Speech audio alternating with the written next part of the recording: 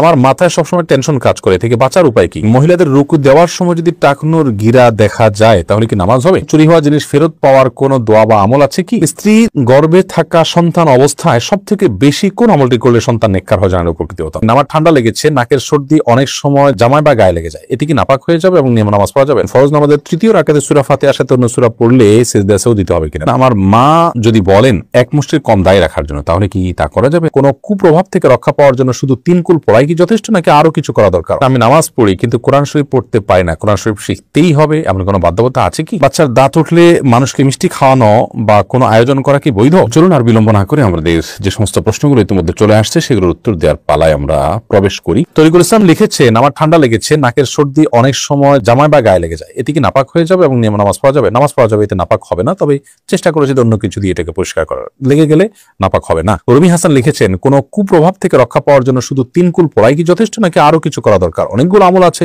এই 3 কুলটা সবচেয়ে বেশি এফেক্টিভ আমল, সেগুলো পড়বেন ইনশাআল্লাহ বিইذনিল্লাহ। এর পাশাপাশি আর অনেক আমল আছে, সেগুলো পড়বেন। সূরা বাকারাটা তেলাওয়াত শুনতে পারেন, তেলাওয়াত করতে পারেন, করা উচিত, অথবা শুনলেন সেটিও হতে পারে। বাশিরুল ইসলাম লিখেছেন, চুরি হওয়া জিনিস ফেরত পাওয়ার কোন দোয়া বা আমল আছে কি? সুনির্দিষ্ট কোনো দোয়া আমার জানা নেই এটার জন্য আলাদা করে, তবে আল্লাহ তাআলার কাছে সাধারণভাবে আপনি তো দোয়া করতেই পারেন। এমডি জমশেদ আলী সাগর লিখেছেন, আমি নামাজ পড়ি কিন্তু কোরআন শরীফ পড়তে পারি না, কোরআন শরীফ শিখতেই হবে এমন কোনো বাধ্যবাধকতা আছে কি? অবশ্যই কোরআন কারীম আপনি যেটুকু নাহর নয় সালাতের মধ্যে তো আপনার অন্তত মিনিমাম সূরা ফাতিহা তো মুখস্থ করতেই হবে আপনাকে, না নামাজই হবে না আপনার। লা সালাতা লিমান লাম ইয়াকরা ফাতিহাল কিতাব, সূরা ফাতিহা না পড়লে নামাজই হয় না। অতএব মিনিমাম সূরা ফাতিহা মুখস্থ থাকতে হবে।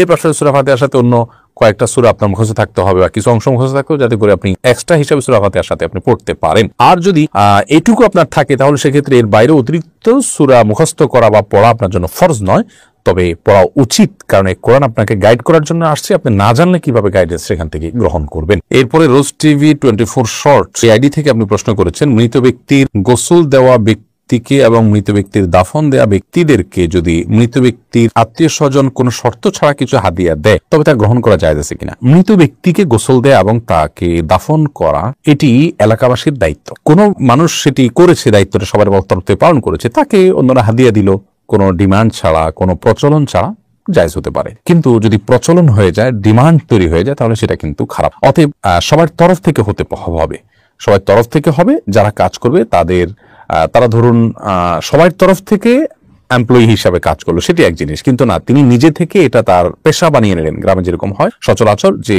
তিনি এই কাজ করেন, এর বিনিময়ে মৃত ব্যক্তির আত্মীয় স্বজন থেকে টাকা পয়সা নিয়ে থাকেন, এটা কিন্তু জায়েজ নয়। এমনি মাহিন আপনি লিখেছেন, বাচ্চার দাঁত উঠলে মানুষকে মিষ্টি খাওয়ানো বা কোনো আয়োজন করা কি বৈধ? শরিয়ার কোনো তো নির্দেশনা নেই। এটি যদি আমাদের সামাজিক কালচারের অংশ হয় যে দাঁত উঠছে, সে এই জন্য পারিবারিকভাবে তারা আনন্দ করছেন যে হ্যাঁ সে খেতে পারছে ইত্যাদি, তাহলে সেটা জাস্ট আমাদের সামাজিক কালচার হিসাবে মোবাহ হতে পারে যদি শরিয়া বিরোধী কোনো কিছু না হয়। আর এটাকে যদি ইসলামিক দৃষ্টিকোণ থেকে কোনো করণীয় মনে করে কেউ, তাহলে সেটি ভুল হবে, সেটি ভ্রান্তি হবে। আসমা আফতা এটি থেকে আপনি লিখেছেন, ফরজ নামাজের তৃতীয় রাকাতে সূরা ফাতিহার সাথে অন্য সূরা পড়লে সিজদাও দিতে হবে কিনা? অন্য সূরা পড়েছেন তৃতীয় রাকাতে ফরজ নামাজে, তার কারণে আপনাকে সিজদাও দিতে হবে, প্রায়শ্চিত্ত করতে হবে, এর জন্য এরকম কোনো কথা কিন্তু নেই। রোমিও এআরডি থেকে আপনি লিখেছেন, কাবিন করে স্ত্রীকে তার বাপের বাড়ি রেখে দিয়েছি, আমার আর্থিক অবস্থা ভালো না, তাই তাকে আনতে পারছি না, এই পরিস্থিতিতে আমি কি করতে পারি এবং কতদিন এভাবে স্ত্রী বাপের বাড়ি থাকতে পারবে? দেখুন, আপনি বিয়ে করেছেন মানে স্ত্রীর ভরণ পোষণ দিয়ে তাকে ঘরে তুলে আনা আপনার দায়িত্ব। আপনি পারছেন না, তাদের সাথে বোঝাপড়া আছে, তার ভিত্তিতে তিনি সেখানে থাকেন, এটাতে অসুবিধা নেই। এরকম কোনো টাইম লিমিট নাই যে এতদিন এর মধ্যে আপনাকে উঠে আনতে হবে, না বৈবাহিক সম্পর্ক থাকবে না। তবে হ্যাঁ, আপনার কর্তব্য হলো খুব দ্রুততার সাথে উদ্যোগী হয়ে তাকে আপনি উঠে নিয়ে আসবেন, কারণ বাবা বাড়িতে থেকে তাদের খরচ খরচায় তিনি লালিত পালিত হবেন, এটি কিন্তু হওয়া উচিত নয় এবং এটি আপনার অধিকারও নয়। তো যার কারণে খুব দ্রুততার সাথে এটি করা উচিত, অন্যথা আপনি বিবাহের উদ্যোগ এভাবে অনিশ্চিত অবস্থাতে আপনি কেন গ্রহণ করলেন? এই উদ্যোগ গ্রহণ করাটা আপনার সঠিক হয়নি। এমডি আব্দুল্লাহ আপনি লিখেছেন, কারো গাছের ফল না বলে খেলে পরবর্তীতে সমপরিমাণ টাকা গাছের মালিকের মোবাইল রিচার্জ করে দিলে দায়মুক্ত হবে কিনা?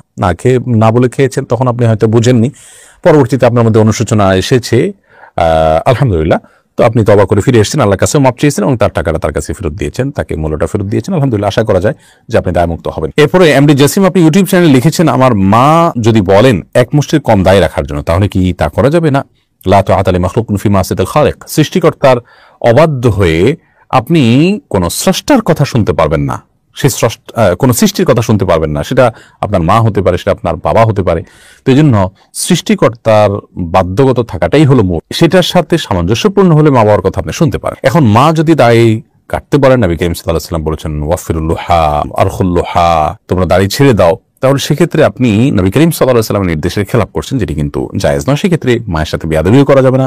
তাকে খুবই বিনয়ের সাথে, বিনম্রর সাথে বুঝিয়ে আপনি আপনার কাজটি করার চেষ্টা করবেন। এরপরে রাগিবুর রহমান সাবিত আপনি লিখেছেন, মহিলাদের রুকু দেওয়ার সময় যদি টাকনোর গিরা দেখা যায় তাহলে কি নামাজ হবে? পুরো রুকু জুড়ে যদি এরকম হয় তাহলে সেটা সালাতের জন্য ক্ষতিকারক হবে। আর যদি হঠাৎ সামান্য একটু অংশ হয়তো এক ঝলক একটু সরে গিয়েছিল, আবার তিনি ঠিক করে ফেলেছেন, তাতে অসুবিধা নেই। কারণ সালাতের মধ্যে টাকনো সহকারেই তাকে ঢেকে রাখতে হবে। হাসান মাহি লিখেছেন, স্ত্রীর গর্ভে থাকা সন্তান অবস্থায় সব থেকে বেশি কোন আমলটি করলে সন্তান নেককার হয় জানার উপকৃত হতাম। সবচেয়ে বেশি আমল করবেন 5 ওয়াক্ত সালাত খুব গুরুত্বের সাথে করার পাশাপাশি সকল গুনাহ থেকে বেঁচে থাকবেন। গান বাদ্য বাজনা এগুলো শুনবেন না, অহেতুক আপনার ফিল্ম ইত্যাদি দেখবেন না, নিজেকে হারাম কাজ থেকে বাঁচিয়ে রাখবেন। এর পাশাপাশি কোরআন তেলাওয়াত বেশি বেশি করে শুনবেন এবং পড়বেন। তেলাওয়াত করবেন এবং তেলাওয়াত শুনবেন, এই দুটি কাজ আপনি নিয়মিত করবেন। আল্লাহর কাছে দোয়াটা খুব বেশি করবেন। এই কাজগুলো আপনি করবেন। আমি আবারও বলছি, প্রথমত 5 ওয়াক্ত সালাতকে খুব সুন্দরভাবে, যতটুকু সম্ভব, যত সুন্দর করে সম্ভব আপনি নিয়মিত আদায় করবেন।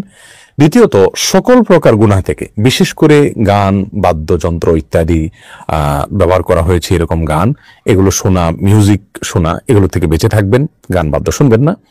এবং অন্যান্য যে আপনার ফিল্ম দেখা এবং সময় অপচয় করার যে ব্যাপারগুলো আছে, সেই গুনাহগুলো সহ সকল গুনাহ থেকে বেঁচে থাকবেন। তাহলে গুনাহ থেকে বেঁচে থাকতে। তৃতীয়ত হলো স্পেশালি আপনি কোরআন তেলাওয়াত করবেন বেশি বেশি করে এবং কোরআন তেলাওয়াত শুনবেন। বাচ্চা কোরআন তেলাওয়াত গর্ভে থাকার সময় মা কোরআন তেলাওয়াত করলে এর প্রভাব বাচ্চার গর্ভস্থ সন্তানের মধ্যে পড়ে। আর চতুর্থত যেটি বললাম তা হলো আল্লাহর কাছে বেশি করে দোয়া করতে হবে। এই 4টি কাজ যদি গর্ভবতী মা নিয়মিত করেন, সবসময় করেন, এটি পরামর্শমূলক আমল, তাহলে সেক্ষেত্রে ইনশাআল্লাহ বিইذনিল্লাহ গর্ভস্থ সন্তানকে আল্লাহ তাআলা যে কোনো আপনার অদৃশ্য ক্ষতি থেকে যেমন রক্ষা করবেন, সেই সাথে সে নেককার হওয়ার সম্ভাবনা তৈরি হবে। এমডি আব্দুল হালিম লিখেছেন, কারো কাছ থেকে কষ্ট পেয়ে তার জন্য মনের মধ্যে বদদোয়া আসলে কি করব? মন থেকে বদদোয়া এসে গেলে তো আপনার কিছু করার নাই, কিন্তু আপনি চেষ্টা করেন যার থেকে কষ্ট পেয়েছেন তাকে ক্ষমা করে দেওয়া এবং একটু উদার হওয়ার চেষ্টা করবেন। যদি না পারা যায়, মনের মধ্যে কষ্ট চলেই আসে, তাহলে এটা তো আপনার ইচ্ছার বাইরে। সুরাত ইসলাম আপনি লিখেছেন, আমার মাথায় সবসময় টেনশন কাজ করে, থেকে বাঁচার উপায় কি? প্রথমত, আপনার এটা যদি মানসিক রোগের পর্যায়ে থাকে তাহলে মানসিক ডাক্তার দেখান।